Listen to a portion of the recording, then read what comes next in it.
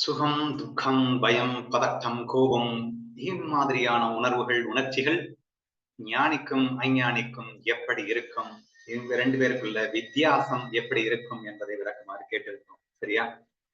So it's an extremely important question. Without knowing the higher knowledge, இந்த உச்சகட்ட ஆன்மீக தத்துவத்தை புரிந்து கொள்ளாமல் இதற்கு விடையளிப்பது என்பது மிக மிக சிரமமான ஒரு விஷயமாகவே இருக்கும் அப்படின்னு நினைக்கிறேன். இனிமே உங்களுக்கு எல்லாம் அது தெரியும்ன்ற அடிப்படையில அதை நான் சொல்ல ட்ரை பண்றேன்.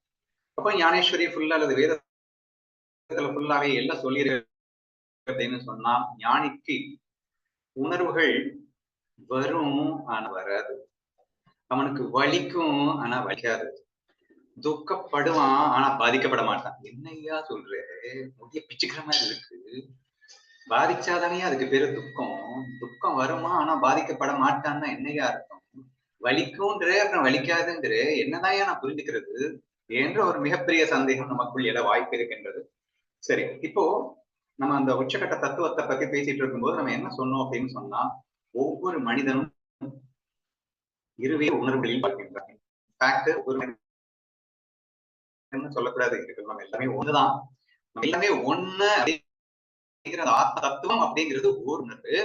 அது போக அந்த ஆத்ம தத்துவமே பொய்யாக இங்கே பலவாக பிரிந்திருக்கின்றது அப்படிங்கிற அந்த அடிப்படையில பார்க்கும்போது பல்வேறு உணர்வுகள் அப்படிங்கிற மாதிரி வருது. சரியா? சரி, இப்ப என்ன சொல்ல வர, சத் சித்தானந்தம் என்று அழைக்கப்படுகின்ற ஆத்ம உணர்வு, மெய்யுணர்வு, உண்மை உணர்வு. ஓகேவா? இதை அப்படியே வச்சுக்கோங்க. ஓகேவா? இது இருக்கும், இதுவும் இருக்கும், இன்னொன்னு இருக்கும். அது என்னது அப்படின்னா, உடல் மனம் புத்தி அகங்காரத்துடன் கூடிய மாயா உணர்வு அல்லது பொய் உணர்வு என்று அழைக்கப்படுகின்ற இன்னொரு உணர்வு. ஓகேவா? இந்த ரெண்டு உணர்வையும் நீங்க சேர்ந்து வச்சுக்கிட்டு பார்த்தா மட்டும்தான் இந்த கேள்விக்கு ஆன்சர் நீங்க கண்டுபிடிக்க முடியும். ஓகேவா? இங்க என்ன சொல்றாரு, இங்கே நீ ஒரு மாயையாக வளம் வரும்போது உனக்கு ஏற்படுகின்ற அந்த உணர்வுகள் அப்படிங்கிறது, இப்ப இவர் என்ன சொல்றாரு, வலிக்கும் ஆனா வலிக்காது அப்படின்னா என்ன? இப்ப நல்லா பாத்துக்கோங்க. இப்ப நான் என்ன சொல்றேன், இந்த கையை என்ன வச்சுக்கலாம், சச்சித்தானந்தம் அப்படின்னு வச்சுக்கோங்க. இது பொய்யுணர்வு அப்படின்னு வச்சுக்கோங்க. ஓகேவா? இப்ப இன் சச் கேஸ் ஆட்டோமேட்டிக்கா என்ன ஆகும் அப்படின்னா, பொய் உணர்வு, உண்மை உணர்வு, வலிக்கும் ஆனா வலிக்காது, எல்லா எமோஷன்ஸும் இருக்கும் ஆனா இருக்காது. So this is the way we have to understand அப்படின்னு சொல்ல வரேன். சரியா? சோ இந்த கான்செப்டை நீங்க இறுக்கி புரிஞ்சுக்கிட்டீங்கன்னா கன்ஃபியூஷனே வராது. அப்ப என்ன, வலி மற்ற எல்லா உணர்வுகள் இவைகள் எல்லாம் பொய்யாக சச்சித்தானந்தத்தோடு அனுபவிக்கின்றான் அப்படின்னு அர்த்தம். சரியா? அவனுடைய அந்த சித் ரூபமான ஆனந்த ரூபமான அந்த பிரம்மானந்தம் என்பது ஒரு கணமும் எல்லளவும் எப்போதும் எங்கும் குறையாமல் அப்படியே இருந்து கொண்டிருக்கும். இது சித்து, ஏன்னா உண்மை, சத்து சித்து. சோ இது உண்மை உணர்வாக அது அப்படியே விழுந்து கொண்டிருக்கும். ஆனால் அதே வேளையில் இந்த உணர்வு கொஞ்சமும் மங்காமல் இவன் பயம், பதட்டம், கோபம் ஆகிய எல்லா பொய்யுணர்வுகளையும் அனுபவிப்பான் அப்படின்னு புரிஞ்சுக்கோங்க. So easy to understand. ஓகேவா? சரி, அது எப்படி, ஏதாவது உதாரணம் ஏதாவது சொன்னாதானே புரியும் அப்படின்னு கேட்டீங்கன்னா, ஹையஸ்ட் பிலாசபிலேயே நம்ம ரெண்டு மூணு விதமா பேசியிருக்கோம். ஃபர்ஸ்ட் ஈஸி டு அண்டர்ஸ்டாண்ட் அந்த பிலாசபிலேயே நான் பேசியிருக்கேன்.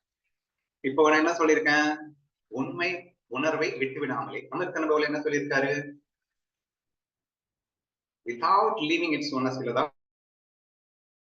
அதாவது ஒன்றுபட்ட தன்மையை விட்டு விடாமலேயே இரண்டாக அவன் வளர்கின்றான். எதற்காகனா, தன் அன்பினை வெளிப்படுத்தி கொள்வதற்காக.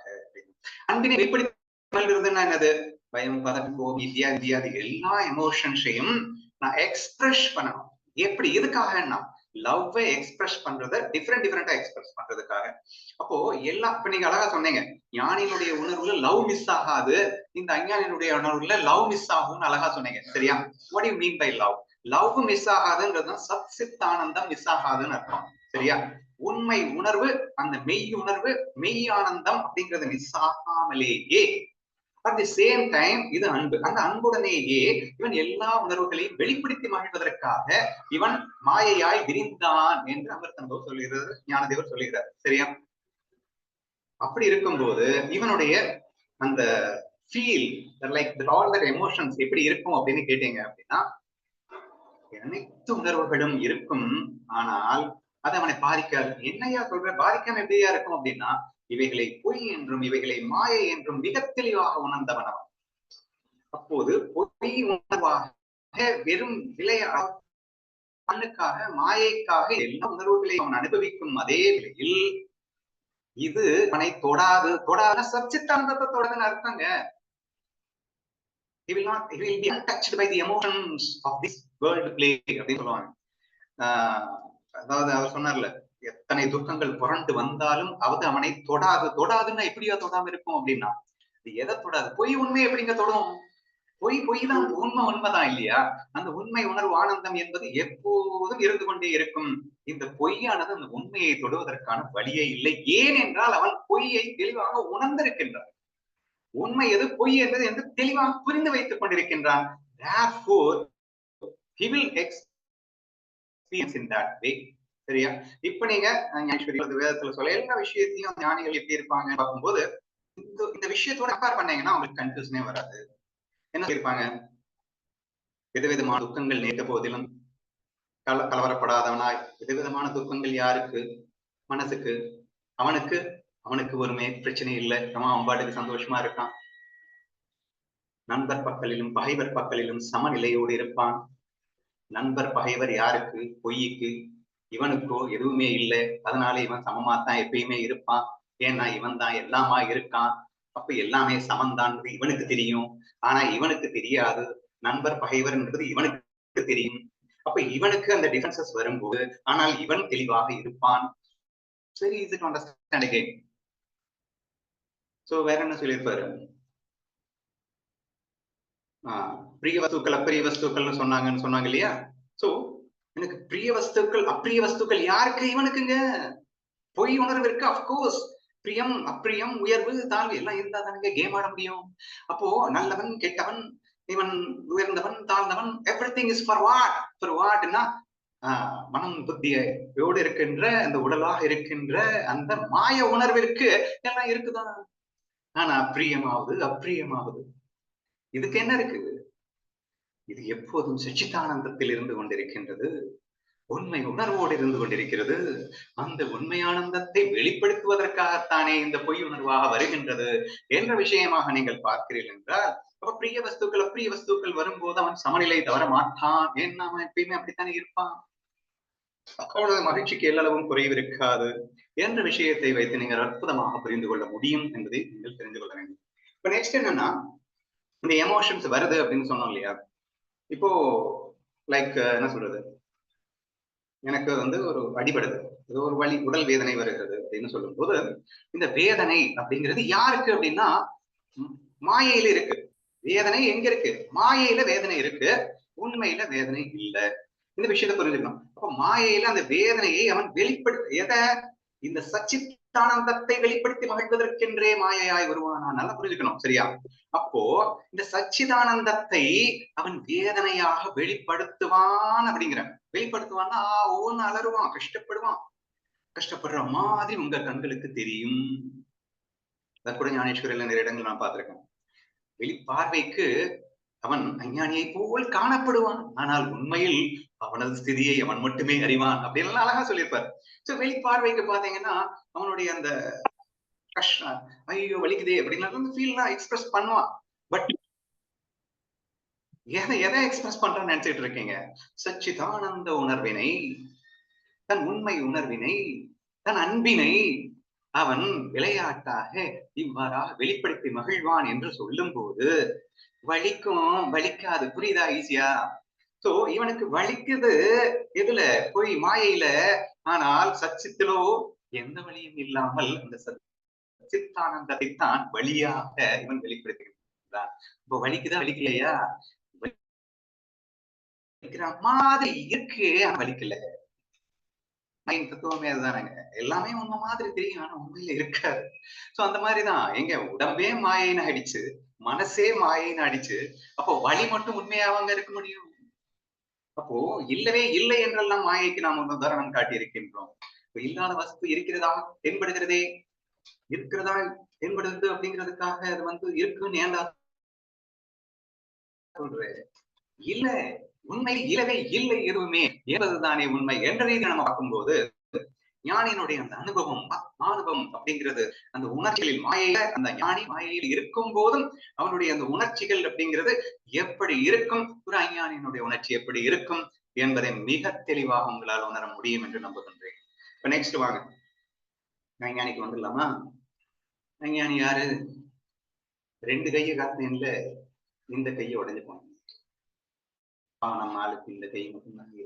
ஏன்னா உடல் மனம் புத்தி அகந்தரமாக இருக்கின்ற இந்த ஜாப்பிங்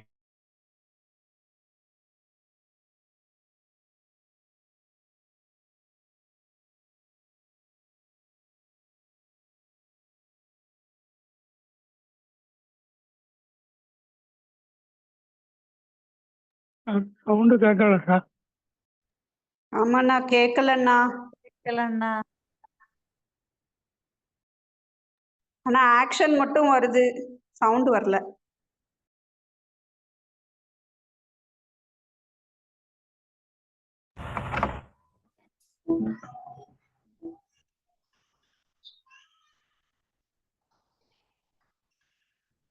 இப்ப கேக்குதாங்க? கேக்குதுண்ணா. போயிட்டு இருந்தேன், எங்க போயிட்டு இருந்தேன்?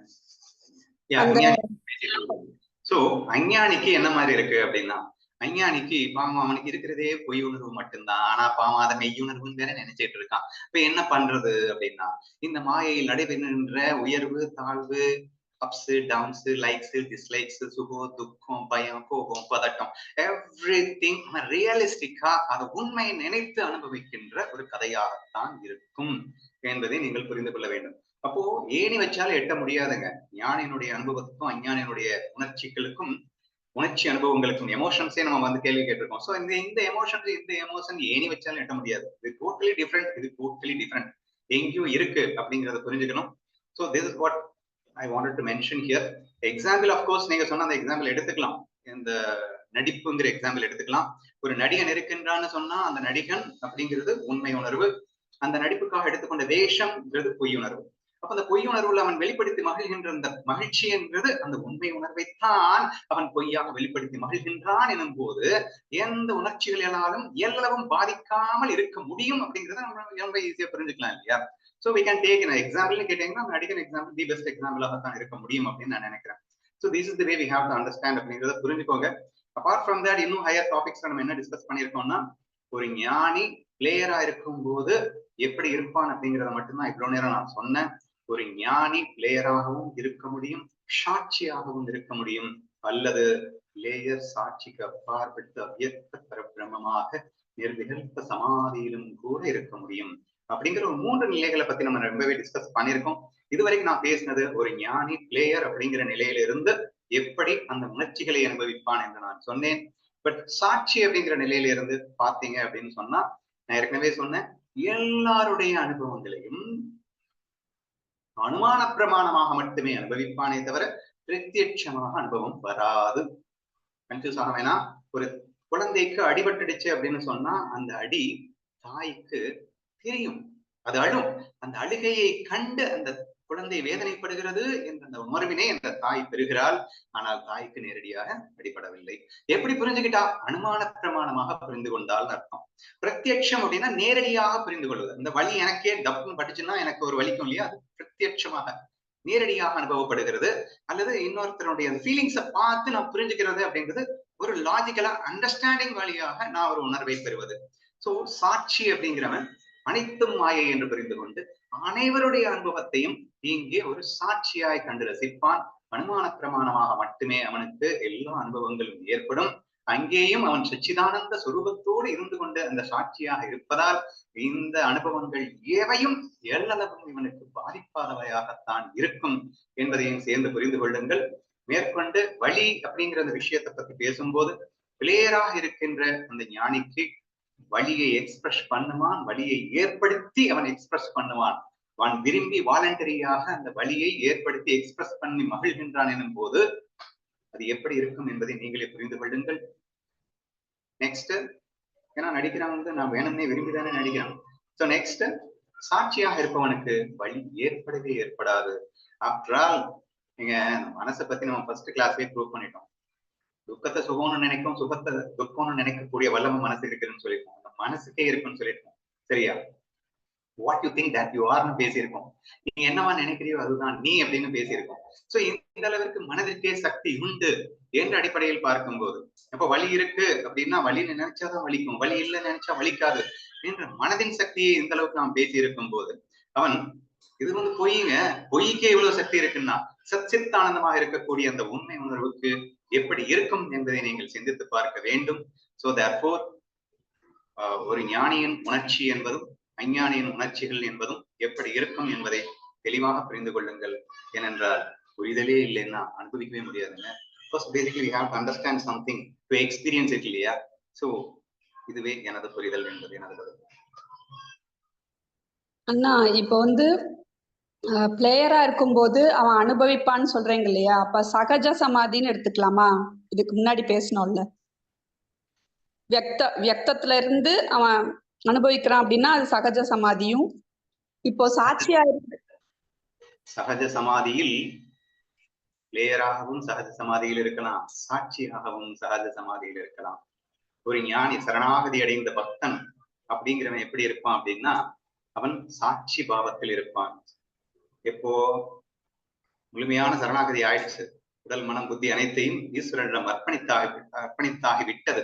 சரியா? இப்ப நான் இல்லை, அப்ப சகஜ சமாதியில பிளேயர் இல்லைன்னு அர்த்தம். ஈஸ்வரன் ஆட்டுகின்ற ஆட்டத்தை இவன் சாட்சியாக கவனிக்கும் ஒரு வல்லமையாக இருக்கும், அதுவும் சகஜ சமாதி என்று அர்த்தம். அல்லது அவன் பிளேயராக இருந்து கொண்டு ஆடினாலும் அதுவும் சகஜ சமாதி என்று அர்த்தம். ஏனென்றால் தன் நிலையை அவன் உணர்ந்து சச்சித்தானந்தத்தில் இருந்து கொண்டு அவன் எப்படி விளையாடினாலும் அது சகஜ சமாதி என்று அழைக்கப்படும் என்பது எனது கருத்து. ஓகேண்ணா.